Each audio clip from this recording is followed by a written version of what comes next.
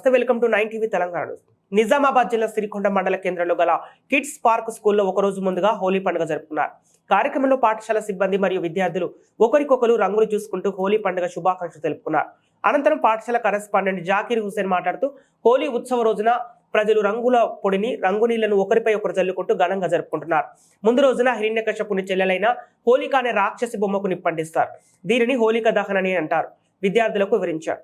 మరియు హోలీ పండుగను ప్రశాంత వాతావరణంలో ఆనందోత్సవాల మధ్య జరుపుకోవాలని విద్యార్థులకు సూచించారు. ఈ కార్యక్రమంలో పాఠశాల హెడ్ మాస్టర్ సయ్యద్ ఆసిఫ్, పాఠశాల సిబ్బంది మరియు విద్యార్థులు పాల్గొన్నారు.